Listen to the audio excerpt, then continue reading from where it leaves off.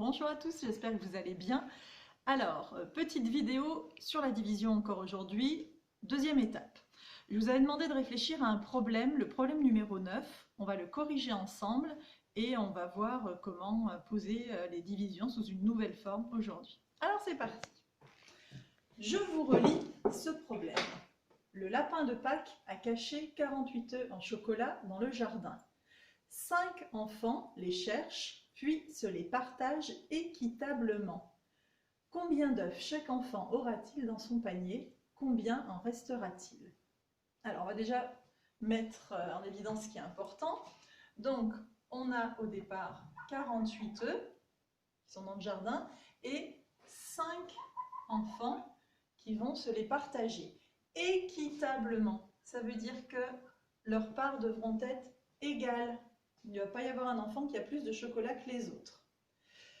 Alors, on est parti avec un petit schéma, les schémas qu'on avait déjà fait pour la division. Donc, on a une quantité de départ, 48 chocolats, et on a 5 enfants. Je vais préparer 5 parts.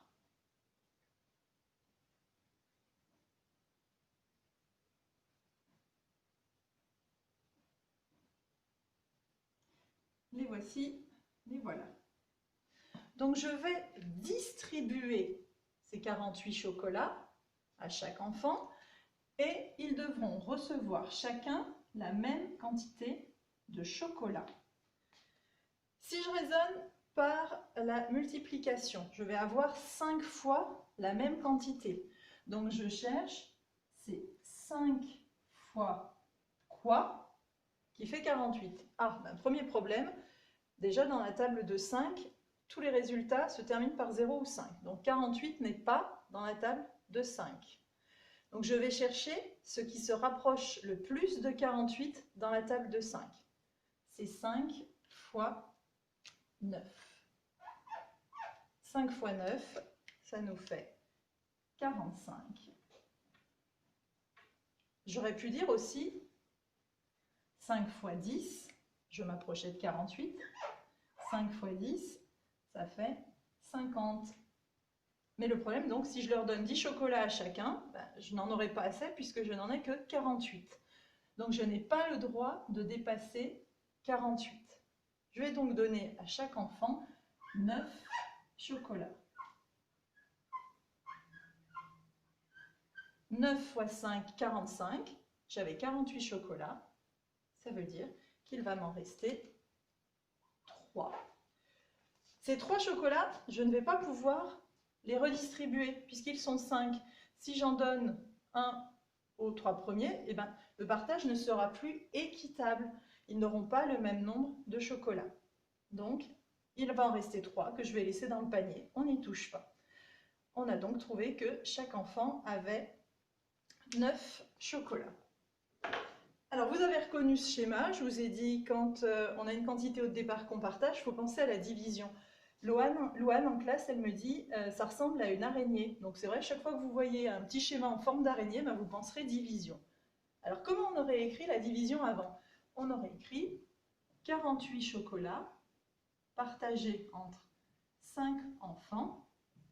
Et là se pose un problème parce que si je mets 9, ça ne fonctionne plus. Je vous avais dit, pour vérifier si le calcul est bon, on multiplie les deux derniers. 9 fois 5, 45. Ça ne fonctionne pas. Donc je n'ai plus le droit d'écrire les divisions en ligne comme ça, maintenant qu'il y a des restes. Il reste des chocolats. Donc on va les poser en colonne. Donc c'est une nouvelle manière d'écrire les choses. La division en colonne, ça se trace comme ça. Je vais écrire ma quantité de départ ici, 48 chocolats, que je partage entre 5 enfants. Je vais faire un peu de nettoyage parce que s'il y a trop de choses, on ne verra pas. Excusez-moi, je ne fais que passer. Hop. Donc voilà la nouvelle manière de poser les divisions. 48 chocolats partagés entre 5 enfants. Ici, je vais écrire la part de chacun. Et ici, on trouvera ce qu'il va rester, le reste. Qui va rester dans le panier. Alors il y a des termes précis que je vous donnerai plus tard. On parle de diviseurs, etc. Je vous les donnerai plus tard. On ne va pas se mélanger. On va déjà essayer de poser comme ça. Donc, on va dire, un peu comme avant, c'est 5 fois quoi qui s'approche le plus possible de 48 sans le dépasser. Je n'ai pas le droit de dépasser 48. Eh bien, c'est 5 fois 9. 5 fois 9, 45. J'avais 48 chocolats, j'en distribue 45. Pour trouver combien il en reste, on dit 45 pour aller à 48. Il va en rester 3. Donc, si je récapitule, j'ai 48 chocolats que je partage entre 5 enfants. Chacun aura 9 chocolats et il restera 3 chocolats dans le panier que je ne pourrai pas distribuer. Pour faire la preuve, où est-ce que je vais pouvoir me mettre? Je vais me mettre au-dessus. Pour faire la preuve, on va faire comme ça. On va dire 5 fois 9. Je les remultiplie ensemble. Plus le 3 qui nous reste. Et bien, si tout va bien, je dois retrouver mon nombre de départ. Donc on vérifie. 5 fois 9, 45. Plus 3, 48. C'est tout bon. Je ne me suis pas trompée. Alors on va s'entraîner maintenant à poser des divisions comme ça ensemble. Vous prenez votre ardoise, votre cahier de brouillon, ce que vous voulez, et on se retrouve dans 2 petites minutes. On se retrouve donc pour poser les 6 divisions suivantes. Donc, 32 divisé par 5. On va chercher dans la table de 5, 5 fois quelque chose qui se rapproche le plus de 32 sans le dépasser. C'est 5 fois 6. Donc on imagine qu'on a les 32 bonbons, 5 enfants, qu'on les distribue. Donc je vais donner 6 bonbons à chacun. Ça nous fait 6 fois 5, 30. Combien de bonbons il va nous rester? Et bien donc 30 pour aller à 32. Il reste 2 bonbons. Alors attention, hein, c'est un mur ça. Hein. Ne venez pas me dire que le résultat de la division c'est 26. C'est la part de chacun est 6, il reste 2. C'est 2 chiffres qu'on lit bien séparément. Je vérifie, je fais la preuve. 5 fois 6, que je mets entre parenthèses, plus 2, si tout va bien. 5 fois 6, 30, plus 2, 32.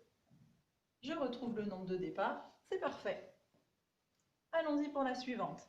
28 divisé par 5, 28 bonbons, 5 enfants. Je cherche dans la table de 5, c'est 5 fois quoi qui se rapproche le plus de 28. C'est la tempête chez nous, les volets claquent. Donc c'est 5 fois 5 qui se rapproche le plus de 28. 5 fois 5, 25. Pour aller à 28, 25 pour aller à 28.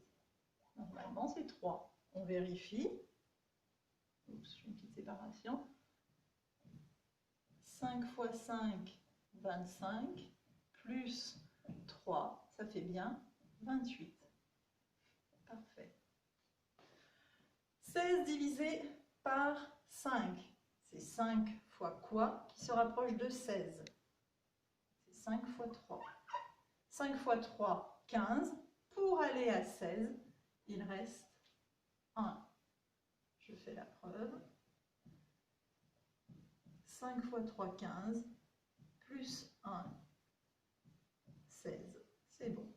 On ne s'est pas trompé. 17 divisé par 3. Dans la table de 3, c'est 3 fois quoi qui se rapproche le plus de 17? 3 fois 5, 15. Pour aller à 17, il reste 2. J'écris ma preuve. 3 fois 5, 15 plus 2, ça fait bien 17. 22 divisé par 3. C'est 3 fois quoi qui s'approche sans le dépasser de 22. 3 fois 8, 24, ça dépasse. Donc 3 fois 7. 3 fois 7, 21. Pour aller à 22, il reste 1. J'écris ma preuve. 3 fois 7, 21, plus 1. Je retrouve bien 22. C'est parfait. La dernière, 8 divisé par 3, j'ai 8 bonbons. C'est une tornade qui se prépare. J'ai 8 bonbons, 3 enfants.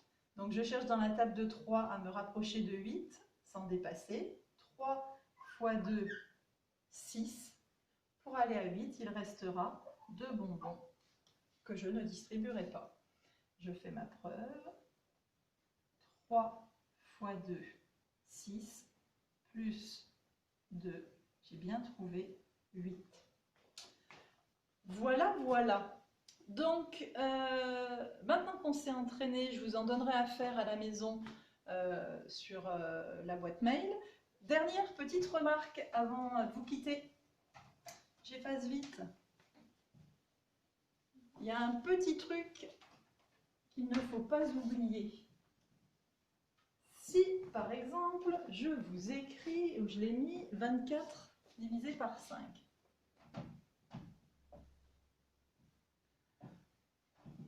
Imaginons, je dis maintenant dans la table de 5, c'est quoi qui s'approche de 24? Et par exemple, j'écris 3.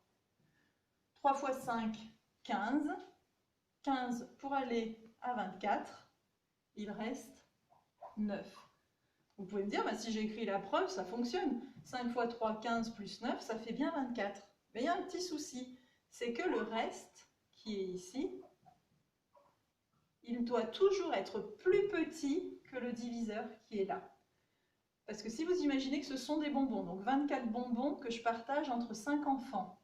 Si dans mon panier, à la fin, il reste 9 bonbons, ça veut dire que je peux encore les redistribuer, ces bonbons-là, à chaque enfant. Donc il faut toujours que le chiffre que vous avez ici, il faut toujours qu'il soit plus petit que celui-là, d'accord? Sinon, ça ne fonctionne pas. Voilà pour cette petite leçon, explication. Donc, donnez-moi des nouvelles si vous avez compris, si vous avez besoin de plus d'explications.